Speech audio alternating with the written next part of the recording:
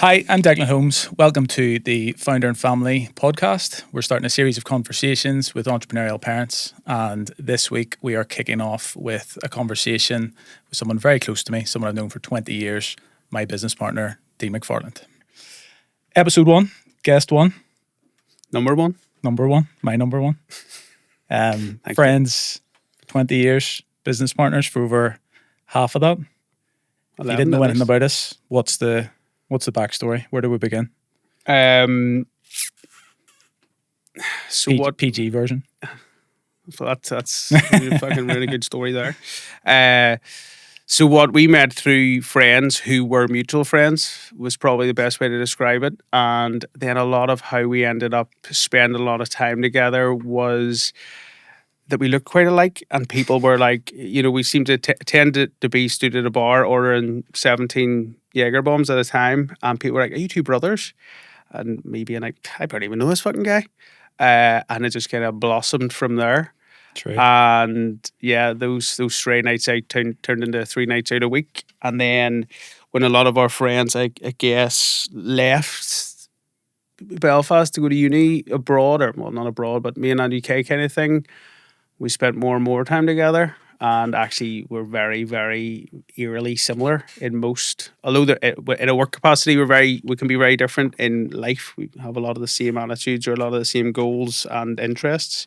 Enjoy the same things. Yeah, mostly food and drink for a long period of our lives, which is unfortunate. But that's all. Then we ended up in hospitality. I know.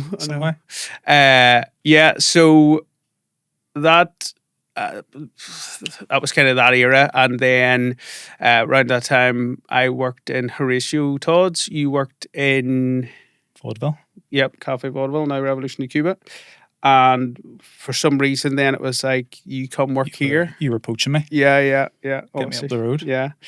And that working in Horatio Todd's somehow snowballed into we're going to make cocktails in people's houses. Yeah, I definitely think that was that transition of working together then began the sort of the business journey. Yeah. But it feels throughout the whole time that we've known each other, I always think you've had like business ideas. There's always been like acumen there, like I want to do this, I want to do that. Yeah. I think certainly I've always had a drive to want to work for myself, but certainly in Todd's there then seemed to be I don't know whether it was maybe the clientele sort of pushing us to be like, you should be doing a bit more with your lives here. Yeah. Also wanting to do a bit more. And that then just coincided with this coincidental time of our lives that cocktails were a massive part of it. Thinking we could bring this to people's houses. Yeah.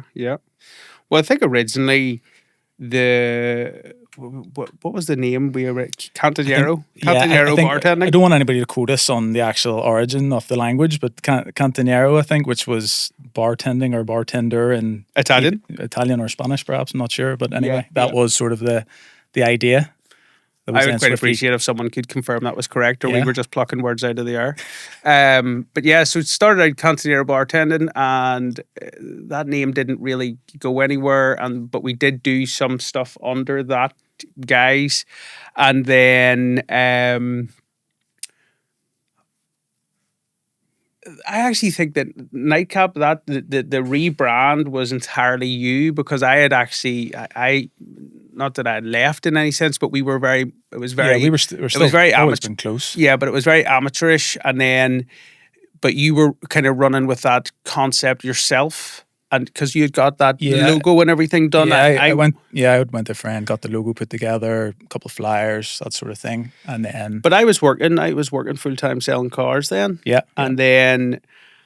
I think that maybe went on for 18 months or 2 years, and then we sat down and had a conversation of like, do you want to actually just do this seriously? Yeah, because it started to just get like bigger and bigger. Yeah. It was like one-man band stuff to like, oh, well, actually, this is a wedding where you're going to need more people. And, you were there and we pulled in a couple of mates and that sort of thing, and it definitely built.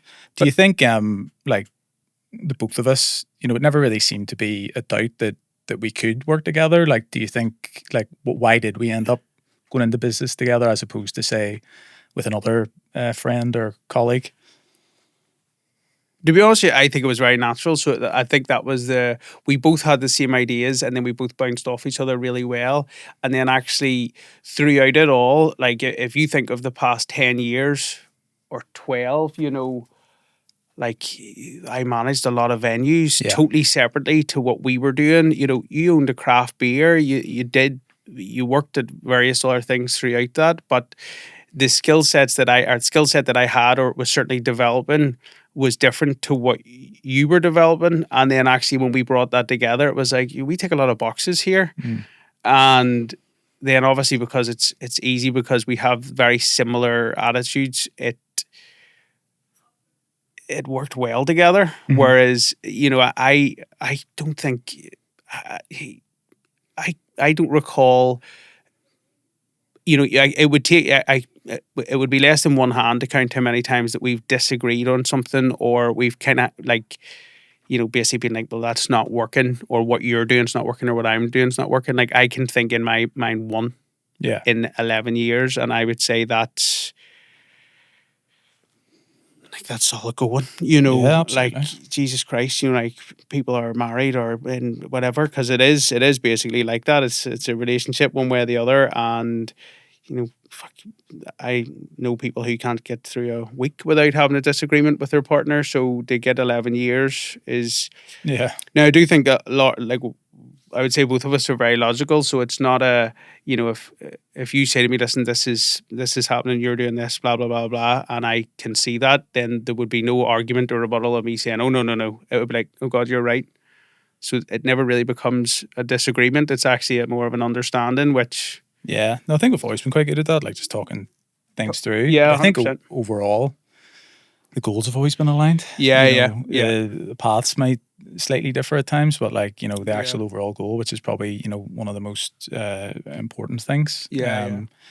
Although the goal consistently changes, but yes. Well, yes, the posts always move as, as the business journey progressed, because much like, we're talking about our relationship, but then as we grew, bringing staff on board, much like a family then, it started with, a few people that would help us out to then at times a pool of agency staff that from doing mobile cocktail bars together, we're then providing hundreds of staff to different clients around the country. Of course, things are going to, the dynamics always going to change when that's when things move. But I think in terms of our business journey, I always think about that agency development as a bit of a game changer from where we were. Now, certainly from, not necessarily in how we worked, although as you've suggested there, like we did have to adapt and change, but certainly from revenue, like money coming into the business, all of a sudden that lifted us to a new level, which again, we always wanted to get to. And I think one of the, like funny things about us, funny or not funny, but it's like we don't really like appreciate a lot of things, or we don't let it, don't celebrate things in the moment. And I always, the only reason I bring it up is I remember having a meeting with an agency client, and it was post-COVID. You'll know who I'm talking about. And it was sort of like, we didn't know what the landscape looked like then. And we're going in being like, is this going to continue? Like, this is massive for us. Like, if this continues at the level we were doing, like this is brilliant. This gets us back on track. That turned out to be the case. Want to work together. In fact, it's probably going to be busier than ever. Brilliant. And I remember vividly the two of us leaving there, and you'd have thought someone had our families at gunpoint. I remember. It turned. And I think we actually discussed it. Like different people would be straight into town, champagne. This is brilliant. Hundreds of thousands of pounds worth of revenue. And you and I were like, right, okay, well, actually, we're going to need to make sure we get this sorted, that sorted. It can't be like this the way it was before. It's going to be more streamlined. How we need to recruit. It was just straight into like, this is sort of not allowing. And see, to be honest, like I say that now, I probably wouldn't change it either. No. You know? The only thing I would say, though, that's maybe a personality trait, because I've said this to you before. I struggle to remember many things throughout my life where someone would be like, he was really excited. Or, so that's maybe just like very one way all the time. A good club sandwich coming your way. Yeah, well, that's true, yeah. Something coming my way. But yeah, that's so, but I literally remember that conversation. It's like we walked back to the car being like, the reality of, okay, well, just secured, as you said, like hundreds of thousands of pounds worth of business, and the two of us are like, we'll grab a bit of lunch here and go back to the office. and that was it. That was, yeah. Like there wasn't, but then by the same logic though, like everything you've just said, it used to be you and I making drinks in people's houses and taking a wage that wouldn't buy you very much, certainly not now, to, there's been times throughout the business that we employ close to 600 people, turn over millions of pounds, and we both just go about our day-to-day lives exactly the same way. So, yeah. It's not, but by that, with the same thought process that there's been times that I think that, we talk about goals, we surpassed goals that we had, and it still wasn't enough. But you know what I think about like that particular meeting, and you saying about goals there and stuff. Like, I think in myself, not letting myself be excited or get carried away is because like I have high expectations for myself. Yeah. So yeah. that like securing that contract is almost like base level. Like that was like, yeah, like I should be here. I should be doing that. Yeah. Yeah. Where am I going now? Yeah. And rightly or wrongly, I don't think it's a bad thing to have high expectations. It's just not letting that override and not letting you have any joy. In moments. Yeah. Well, the only I would be slightly different in the sense that like my dad has always said to me, nothing good lasts forever.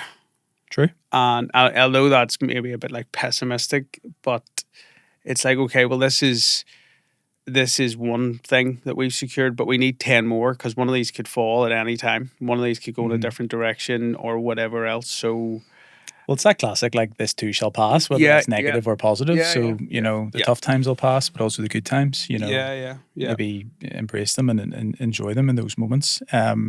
So we got to agency staff was sort of like 2018. If we're going along the kind of the business timeline, COVID hits, events company. It was just shut down. Yeah. Like it was just a bit of a. The only thing was the mentality that I always had pre-COVID carried us through COVID because obviously, like, don't spend a penny. Doesn't spend working class. If we don't have to, if I can beg, steal, or borrow it, we'll do that before we ever purchase something. So when COVID hit, at the time, I was actually managing the coach as well. Maxwell had just been born, and that opportunity came along, and it seemed like a good idea, albeit driving from Bangor to Banbridge and coming home at 6 o'clock in the morning to a newborn, maybe not the best move, but based on what we're talking about, when you're whatever it is you're doing, whenever your main responsibility is to provide for your family or to make sure that you have the things that they want and need, that was why I was doing that. But anyway, so COVID hit, closed the coach, but we had just, everything was stripped back, so we had no real, with the exception of paying ourselves, the fixed costs were very little back then. And like we were using the garage at my house as a store. Which there's some comedy stories to kick around that. How we didn't get fatally injured is impressive. I took a few hits, and everything just kind of shut down. I ended up working as a delivery driver for Asda, and then actually doing a bit of other work around hospitals. Oddly, anyway, COVID was one of those things. Passed on. It was kind of entertaining. There was some decent crack, some not so decent crack, and then as things reopened, things blew up for us. It actually was really beneficial because a lot of companies that would have been, I'm not going to say competition because I'm not one to give anybody else any credit because I don't give it to me, so nobody else gets it. But other companies that maybe had a lot more fixed costs or a lot that just kind of went away from an agency staff perspective, from a like events, drinks led, anything, so my shitty attitude towards spending money actually served us really well. But the flip side was then that as soon as COVID was over, that attitude ironically went away, and it was like, okay, well, we're doing this, we're bringing in now, like we would, the income from the business and the potential and potential on what we could spend on was very different. The landscape was very different pre-COVID, and that kind of, but hindsight's a wonderful thing, because if I could go back, would I have had the attitude that I had after COVID in the early days? No, because had that have happened, then COVID would have killed us. Yeah. Whereas afterwards, when you knew that things were actually really progressing and you could see it, you could see it on paper, you could see it in the bank, you could see it on the amount of work that was being done. Well, it as well was the driver then for you to come full time. Yeah. Within the company. So that it really did take a turn. I think the outdoor mobile stuff. Which is literally what we were known for. Yeah. Played into our hands at that stage. And then the exit of people from staff, from hospitality. Once people realised, God, I actually, there's more to life. Yeah. It just, I mean, not to dwell on it, it just changed the landscape in a lot of ways. In a lot of areas. And people recalibrating their lives and what they want to do and how they want to spend it. And it, it's an interesting way to look at it for us, because it played into a lot of our strengths at that time. Yeah, it did. But then around that time was also when we took on the office. We had an office in Belfast in the city centre, and then we took on an office and warehouse space in Ards. Yeah, which kind of brings us on to the next phase. Yeah, the next phase. We had this. We're based in Ards on Jubilee Road, and we're frequenting this cafe restaurant hybrid on a fairly regular basis. Lunch meetings, bringing the staff, feeding the staff, whatever else, and. Then that just kind of fell into our lap, that as well as an events company and a staff agency, obviously you also have the wholesale company and have the content creation company. We ended up with a restaurant, which was probably always a natural progression for us. We had looked at bars, we had been entertaining different venues, we had been offered places, but none of them really the boxes. None of them tick the boxes, and they might have at certain phases of our life, particularly when we were like, I'm not going to say into drinking, but when we drank a lot, and that was that element of like working to 5 o'clock in the morning, it seemed fun. It wasn't fun anymore as two adults with 3 children between us, 8 dogs between us. That wasn't. Absolutely not. Yeah, that quickly changed. Although I will say that it had changed before they all came along, really, but it was a slow downward trajectory away from that like booze culture. Yeah. And then actually I think it was like, oh, this is kind of fallen into our lap and really suits, being family orientated, but like high quality, like stuff that you'd want to go and spend your money on. Yeah. The Fox is down in Ards, by the way. Just as he mentioned the name. Yeah. I just assume people know me. Just make sure. Leave no doubt. Yeah. But yeah, and that sort of brings us up to speed with today. We've still got the restaurant. We're trying to. We did a refit last year. Yeah. Rebrand. 110 seats. Looks really well. Yeah. Deli, trying to do outside catering and keep growing on that.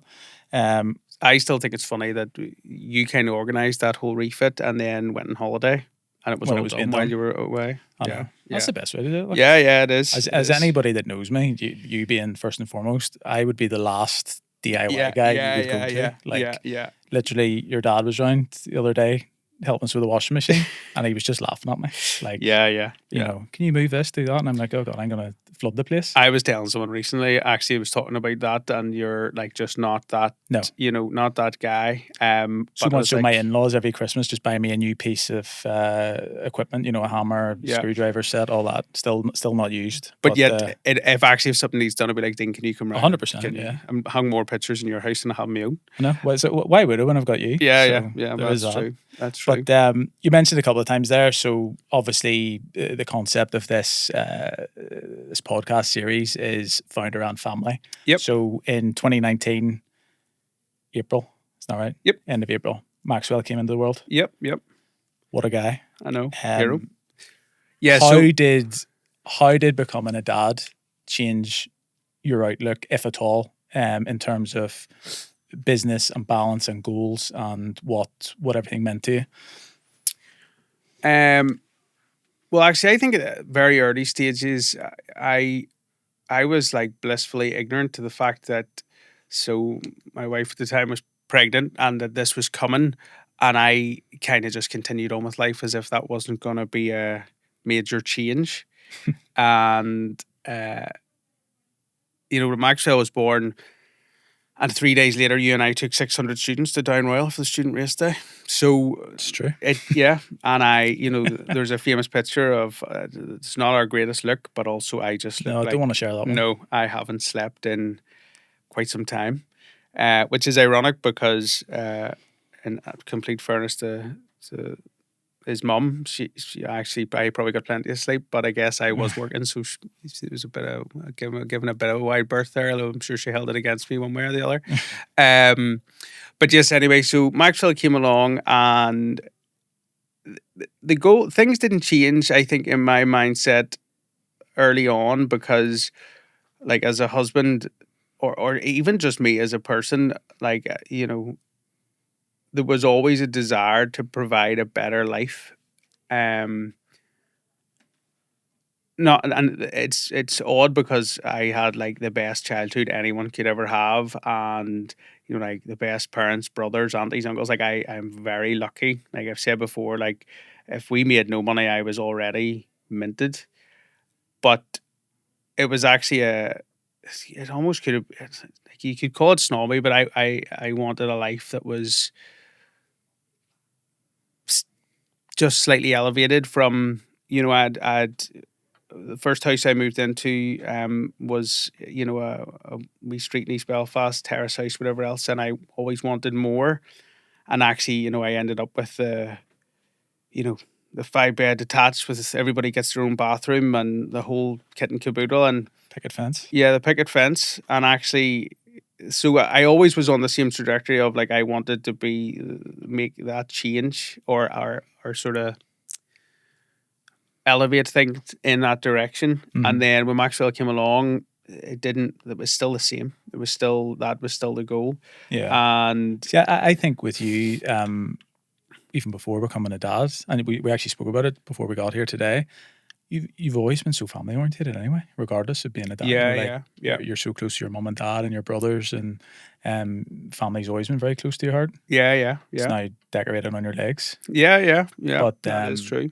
So yeah, you probably always probably didn't change that much, but maybe then having your own, certainly, for me, being a dad, it's like all of a sudden, under everything, there's that deeper why. That's well, like, like, my desk and work is just pictures of Maxwell, like, at various stages of, like, and some interesting drawings. Sometimes I don't know if you've done them or he's done them.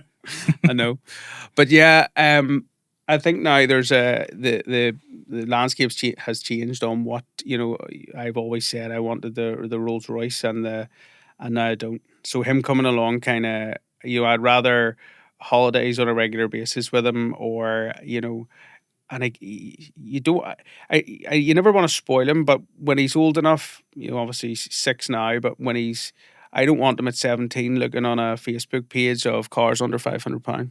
Yeah.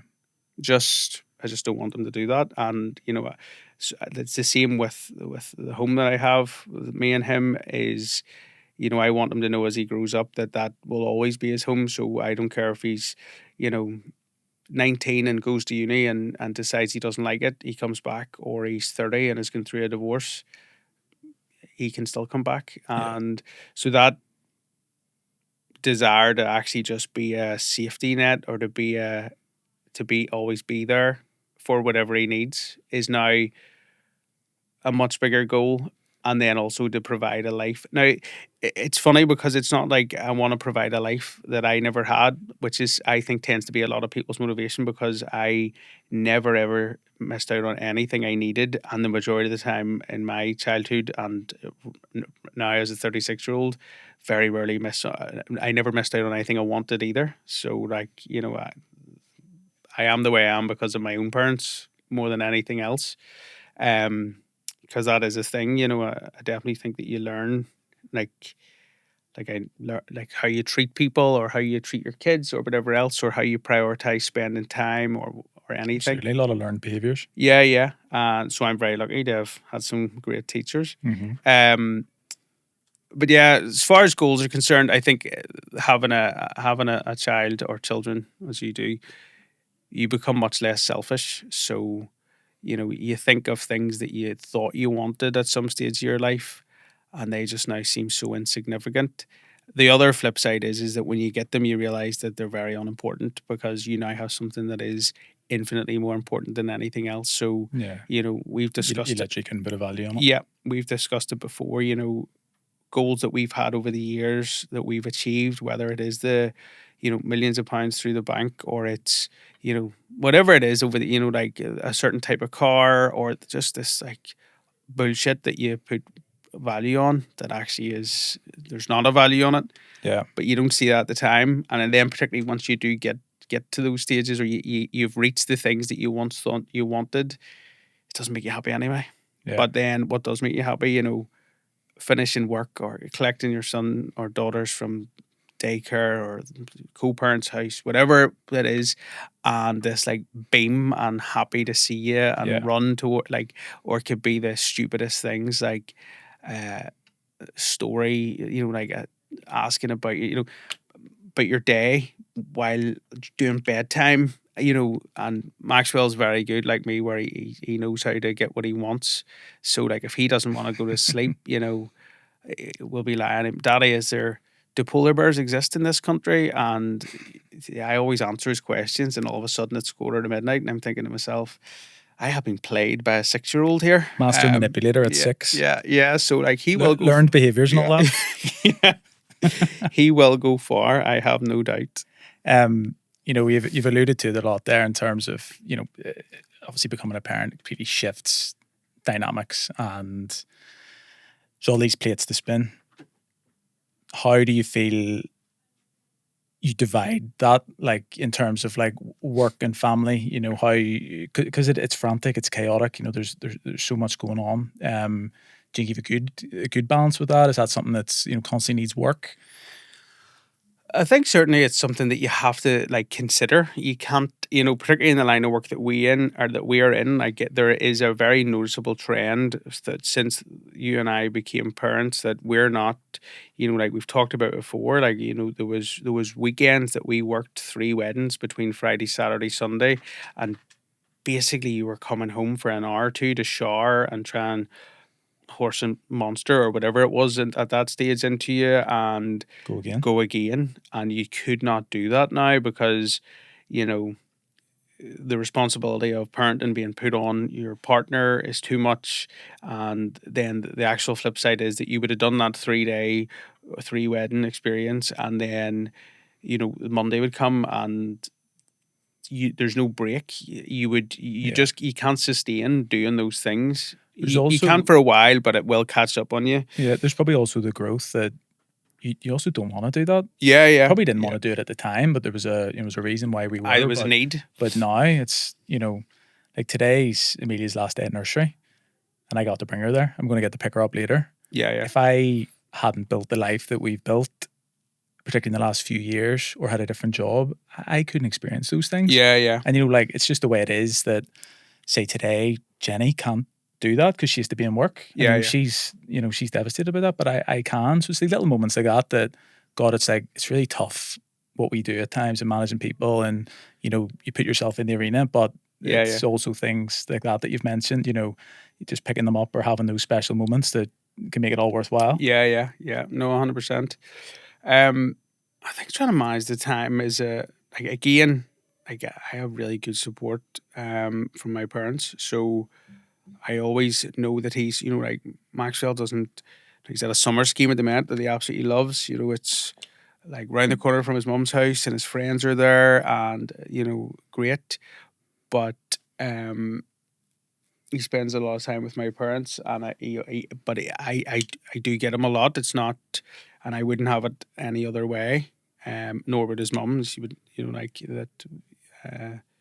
That he spends a lot of time with both his parents and loves it, and both his parents together. But I think with regards to managing time, it's about trying to plan for like what you're going to do, which I'm not always great at, and historically have been terrible at planning ahead for, like if you're booking a holiday, like having 3 activities booked for while you're there.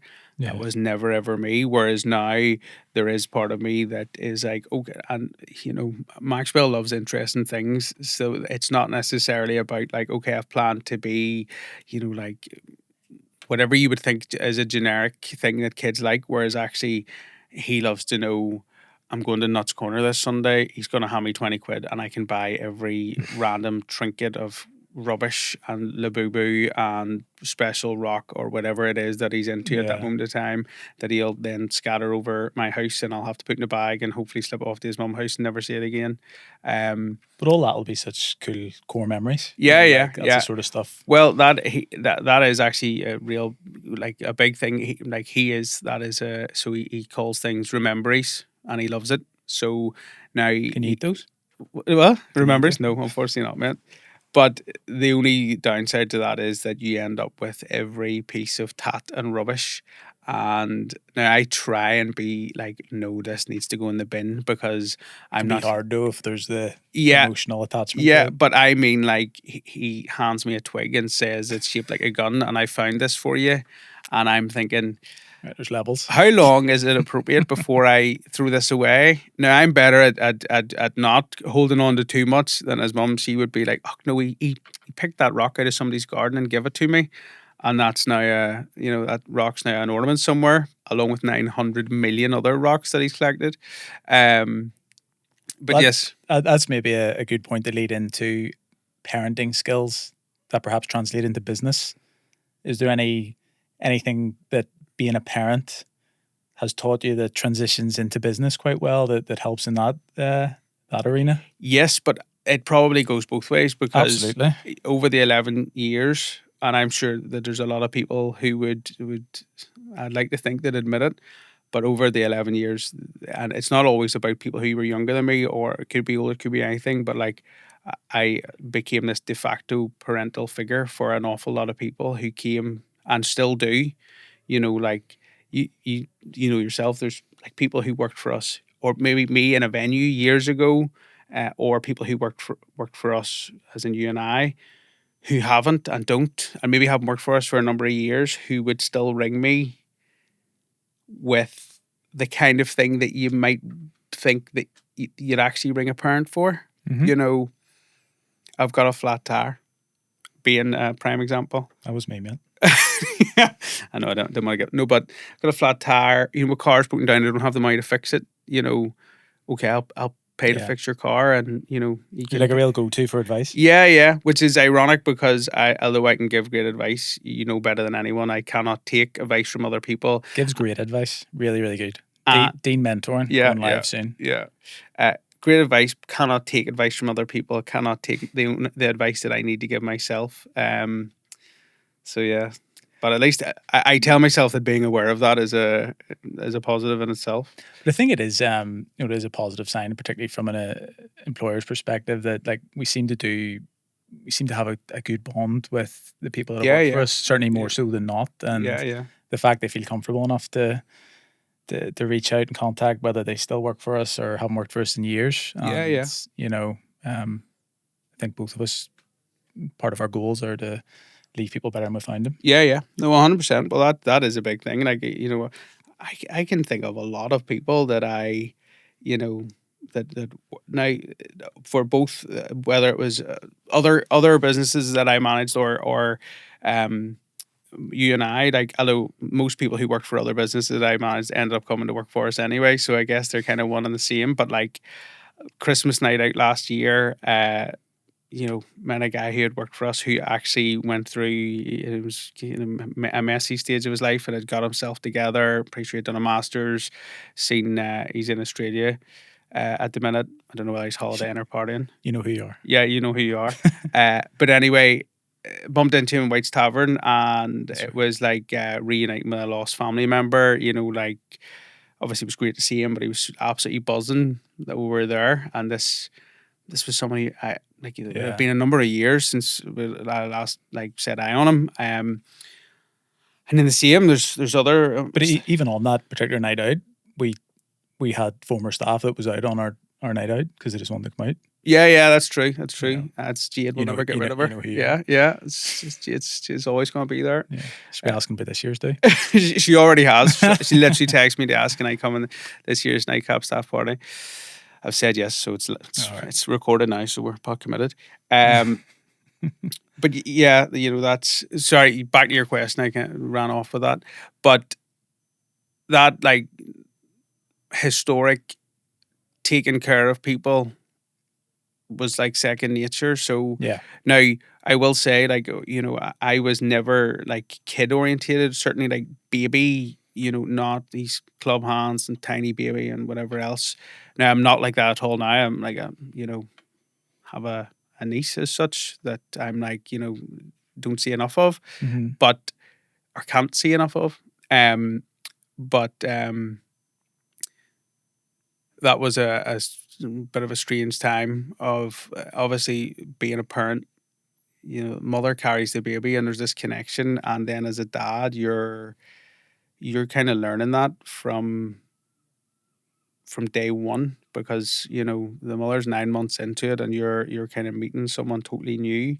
And like I'll never forget the day Maxwell was born, and that just like almost like outer world experience, or outer, I don't even know, just like insane experience of, certainly the time being, like, it makes me laugh now, just like this fat guy sat shirtless with a newborn baby doing this skin on skin surrounded by about 8 nurses, thinking, how have I ended up here? And also having no idea what to do or say with this thing. And do you need the birds and the bees story, or how did this happen? No. Well, but yeah, like I remember more so like it was Emmy's first night at home, and it's like, it's me, Jenny, this baby, the dogs, and it's like we're like literally responsible for this now. Like it felt like someone should be coming in to be like, no, this is what you do. Yeah. It's like all of a sudden there's overwhelming, like, oh my goodness, like, this is on us. Like, and do you know what? When I think about it, it can be like, this is maybe weird, but like business, it's like you're learning on the hop. So often. Yeah. And certainly from our business journey, so often I would have been, you could probably agree, I'd be very heavily self-critical on stuff that we've done. And then as we grew, different people in business who I would have respected, admired in different industries, whatever, you see a wee bit behind the curtain, and it's like, oh, they actually don't know everything. They're doing a bit on the hop, and it's like, do you know what? It's actually just starting and getting going, and you do the reps, and you get better over time, and it's like that in parenting. The more you change the nappies, and you get used to it and things. But yeah, another comparison I always think is the relentlessness. As soon as you become a parent, like I was going to say until they're 18, even when they're 18, onwards, you're still going to have worry and anxiety and want to look after them and be there for them, obviously. And I don't imagine that'll ever go away. No. Like, at 36 years old, my mum will still say to me, well, I still worry about you. And I'm like, I wasn't really aware that you had ever had to worry about me previously, so I don't know whether I should be concerned or not. But Mum will say, you're not going to have that Dean fella, are you? No. Be sensible now, I promise. I know, 100%. But there's definitely that like relentless nature, and the same with business. It's it's just constant. Particularly, I think the restaurant Foxes sort of changed that, where a 7-day-a-week venue. Yep. That quite literally is relentless. And the volume of staff too, although it was always sort of more my department, but like your phone will ring anytime, day or night, you know. So that's... Any funny stories about that? No, I'm saying absolutely nothing on that front. But I mean, I've got a few 4 a.m. comedy videos that I could wheel out at some stage here, but I'll not throw anybody under the bus. Yeah. But yeah, that the two are very comparable. Where it's... if we continue on this path, it'll be like this forever. Even if you put people in place, it's like having a babysitter. The concern, someone looks after your children or your son. You don't then go out and completely switch off to the fact that, are they okay? Is he having a good time? Is he happy? Did he get to sleep okay? Did he eat okay? Is he, did he fall over and go, I want my daddy? And then that, all of those things become a concern. It's exactly the same, and we've talked about before, of people who work for us and the people that we know are, committed and loyal and have the same mindset and, deserve to move up and grow as they're, part of the fuel to the fire, such that has got things bigger. Yeah. If they take ownership and take a bit more responsibility, do we switch off? Because I don't believe so. Like I can think of times that I should have not been entertaining work in any capacity, and yet did every single time. Yeah.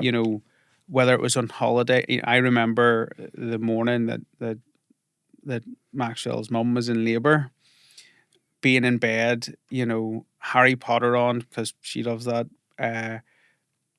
Chicken and mayo sandwich because again she loved that at the time. Because you love that. It was just me for the three of them. Anyway, and she sat there with one of those TENS machines, I think it's called, like literal early stages of labour, and lying in bed, and I'm on the other side of the bed with my phone in hand, messaging staff being like, "Can you work this Friday? 6 to finish." And now, in fairness, I think the Harry Potter and the sandwich was enough for her to be like, "Okay, I'm actually good with this." But that's a completely true story, and that is a reality of being a business owner. Because certainly at the time, if I didn't do this, it's not going to be done. If it's not done, it costs us money, it costs us income, and it is a negative experience for a client that we have. And it's how you're providing for your family. Exactly. So like it does not stop. Even, now once I made it to the hospital, the book was fairly left behind and whatever else. But like, if I look back now, as much as it makes me laugh, like it's a fucking ridiculous story. But it's a good example of balancing everything, and the things you need to do. But I do often think, did I go too far in the wrong direction? Obviously the changes in my life and not being the family dynamic not being the same, me and Maxwell's mum not being together. Did I play a part in that because I was trying to provide more than what was needed, or my attention was, I won't say in the wrong place, but misguided? Because you think to yourself, did we need a house like that? Did I need the car that I was driving at the time? Did I, would my time and energy have been better spent more low key, but doing more things that were, even when Maxwell was young, like very young. Obviously, he's still young, he's only 6, but between the ages of 1 and 3, should I have, that time never comes back. Yeah. So, I'd say like a big, certainly a change in the past number of years is that you can't relive those days, and there's also no point in regretting anything because that doesn't get you anywhere. But would I, how we lived or how we have lived historically, that like labor while working example, should I have just been taken in that experience? Your wife's not going to be in labor with your first child ever again. Once it's done, it's done. But at the same time, now whether or not she wanted a house like that or a car or whatever it was, I'll give her, say she never put me under pressure. It was me putting the pressure on to be like, well, this is the kind of life that I want us to live, and this is the kind of things that I want. So it's just an interesting, actual consideration to, Absolutely. I think though, in those moments at those times, again, I can't remember the exact age. I should. So you say 30. Yeah, Maxwell's one, give or take. 30-year-old Dean. Like at that time, it probably made sense. Those things made sense to you, as did us going out 3 nights a week at 21. But things change. So and outlooks change, and that's fine. So probably now there is that. But I agree. Like regret's not going to get anywhere, and it's all about future and what that looks like. And you're certainly doing more than enough now. With the wee man and doing things, and thankfully not talking to as many staff and dealing with that is true. Dealing with that stuff. But yeah, that certainly is an interesting moment.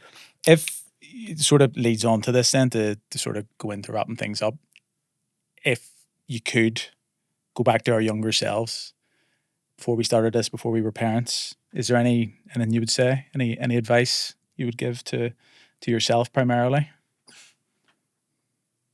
We're talking strictly business here, life in general, I mean, we could go either way, but I suppose, family founder will try and stick to the family business kind of element.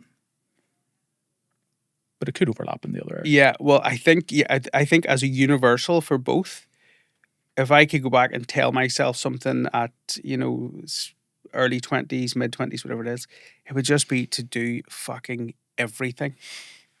So over that period of time, you said yourself, I always had an idea. It's almost leaning to a bit of a Del Boy, but you said it, not me. And I knew you were thinking it. But I had us, we've owned gin brands. I had sort of passed over that wholesale. Yeah. Well, we own gin brands. You had a craft beer. I was trying to get us to franchise a coffee and milkshake shop at one stage. I wanted a restaurant in Bangor. Do you remember it's now Blue Chicago in Bangor? Yeah. I had us there being like, right, we'll do this. Also multiple, you already mentioned it, but bars, venues that we were approached about and looked at. At ages we shouldn't have been. And those things like that was daft. Two fat alcoholics. Thank God that didn't come together. Yeah. Certainly wouldn't be sitting here now. I don't know. No. Or at least in bigger chairs. So yeah, but I think the advice would be to do fucking everything, because I held back on so many things. Some of those ideas, whatever, like, oh, it's going to cost money. I don't want to spend the money. From a personal perspective, like, you're going away this weekend. I already pay rent on a house, or I pay for a mortgage or whatever. Do I really want to be paying for a hotel when actually I pay this? Yeah, you do, because like life is short. You never know what changes. Build the moments. Yeah. So like, when you eventually kick the bucket, nobody's sitting being like, he worked really hard. I really enjoyed those days that I sat in the house my own, and he worked to make sure that we had a nice house to sit in, or so that would be my takeaway. But also, there has to be a balance, because in order to do things, you have to be able to afford them. Trade-offs. So but it's like, work on that balance, but like, do everything, take every risk. Don't let you let opinions of people who the highlight of their career is, I work for somebody else 40 hours a week and then I retire, and that you're going to take that as advice. Whereas actually doing what we do and this sort of lifestyle, there's very few people who, and the ones who do shout about it, you don't really want to take advice from them, because they're going to shout about it and then try and charge you to be mentored, which isn't necessarily whatever. But if you do want mentored by us, that's fine. Yeah. Catch me on my private jet. You sort of made me think there about like your 80-year-old self, if we made it that far, is ambitious. Your best self-critic. What would that 80-year-old be looking back and sort of saying now? And I think you probably hit a lot of the points. Do the things, push yourself, like be the best version of yourself. And to go back to the family and the kids side of things, I think that's certainly where my mindset is at the minute, that I just want to make my girls proud. Be like, that's my dad, but in a way that's like, he's doing that, like he runs that business, he's run the marathon, he's doing whatever, not like goes for pints at the weekends with his mates and he sleeps all day on a Sunday. So actually, doing those things, executing those things is definitely where I want to be. And Dad, where can we find you? What's going on? So at the minute, as part of one of our businesses and me actually operating as a hospitality consultant, I am based currently as a MD of a ready-to-drink cocktail and ice pop brand, Wavy Ice, in Hillsborough. So that's been something I've been doing from the 1st of July. Yep. Which is really fun, really good team, really like good people to work with. As on a wider scale throughout the company, and a company, a business connection that we've had, and probably a friendship actually is more accurate, for a number of years, and in that COVID era of doing. It was post-COVID. Yeah. So blossomed. That's what I'm doing at the minute. So definitely check out. What's that at Wavy Ice? At Wavy Ice, get on that. Yeah. Hitting some. Can we talk about where it's going soon? No. Yes. Not yet. Not yet. Keep an eye out. Yeah. But has in the time that you've been there, that I've been there, it's certainly expanded on a bigger scale, which is great. Again, I always like to give credit where it's due. Like the product is where I want it to be, and the commercials are promising. So, that's what I'm doing at the minute, and probably for the foreseeable. Good. Yeah, still spend a bit of time in Foxes, and so we need it. Yeah. We need to get them in there. I said they might be here because yeah. Jerry What have we got here? What have we got? So talk us through it. Sips. I wonder if the ice pops in here. Should we do a taste and see right now? No, do you want one? Aye. Here you go. Let me see. What flavour is this? But yeah, these are the sips. A slutty strawberry daiquiri? Yeah, suits you, sir. Have to rebrand that. No, it just ticks all the boxes with things you want, mate. Yeah. So other than we'll be still heavily involved with Foxes, but certainly on a more of a phone call away, and a 1 day a week working from based in that venue. At the Foxes Den Arts Instagram. Yeah. Check it out. And then still have spent a lot of time with Pierce. He sees me as much as he can. Maybe not enough for him. Can't shake the old Nightcap event group? Nope. Always still doing weddings, a lot of brand work. Yep. A lot of things taking over. Yeah. The Nightcap actually is it's definitely moving in the direction of brand support, logistics activation. And a lot of quite high-end contracts that have been secured with brands that we're not going to can't talk about. We can't talk about, but yeah, so that's really positive on that front. Yeah, and so what's 36 now? 4 years time retirement. Let the hair grow. Cut the grass every day would be ideal scenario. Holiday monthly, maybe get the rules. No, the rules is that's a dream that's been lost. I've no interest in that now because, just get the mullet out instead. Yeah, just commit to the mullet and become heavily tattooed. Very good. Probably just heavy. No, mate, we're not heavy and broken anymore. No. Look, really enjoyed that chat. Yep. Really good transition from the cocktail guys to the directors. Yep. It's been a journey. But hell of a moment. Long way together. I appreciate you, and it's only the beginning, as we say. As always.